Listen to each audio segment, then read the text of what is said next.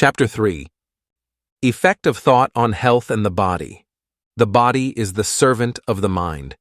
It obeys the operations of the mind, whether they be deliberately chosen or automatically expressed. At the bidding of unlawful thoughts, the body sinks rapidly into disease and decay. At the command of glad and beautiful thoughts, it becomes clothed with youthfulness and beauty. Disease and health, like circumstances, are rooted in thought. Sickly thoughts will express themselves through a sickly body. Thoughts of fear have been known to kill a man as speedily as a bullet, and they are continually killing thousands of people just as surely, though less rapidly. The people who live in fear of disease are the people who get it. Anxiety quickly demoralizes the whole body and lays it open to the entrance of disease. While impure thoughts, even if not physically indulged, will soon shatter the nervous system. Strong, pure, and happy thoughts build up the body in vigor and grace. The body is a delicate and plastic instrument, which responds readily to the thoughts by which it is impressed, and habits of thought will produce their own effects, good or bad, upon it.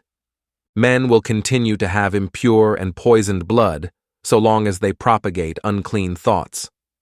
Out of a clean heart comes a clean life and a clean body. Out of a defiled mind proceeds a defiled life and a corrupt body. Thought is the fount of action, life, and manifestation. Make the fountain pure, and all will be pure.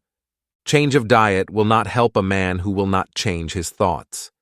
When a man makes his thoughts pure, he no longer desires impure food. Clean thoughts make clean habits. The so-called saint who does not wash his body is not a saint. He who has strengthened and purified his thoughts does not need to consider the malevolent microbe. If you would protect your body, guard your mind. If you would renew your body, beautify your mind. Thoughts of malice, envy, disappointment, despondency rob the body of its health and grace. A sour face does not come by chance. It is made by sour thoughts. Wrinkles that mar are drawn by folly, passion, and pride. I know a woman of 96 who has the bright, innocent face of a girl. I know a man well under middle age whose face is drawn into inharmonious contours. The one is the result of a sweet and sunny disposition. The other is the outcome of passion and discontent. As you cannot have a sweet and wholesome abode unless you admit the air and sunshine freely into your rooms, so a strong body and a bright, happy, or serene countenance can only result from the free admittance into the mind of thoughts of joy and goodwill and serenity.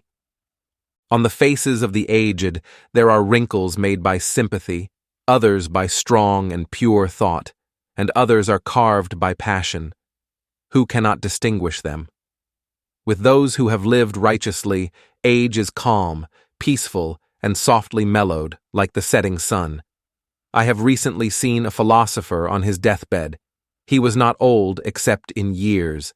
He died as sweetly and peacefully as he had lived.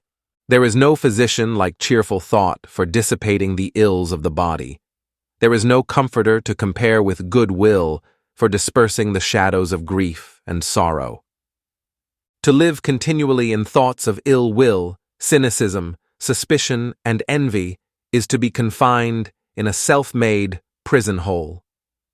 But to think well of all, to be cheerful with all, to patiently learn to find the good in all, such unselfish thoughts are the very portals of heaven, and to dwell day by day in thoughts of peace toward every creature will bring abounding peace to their possessor.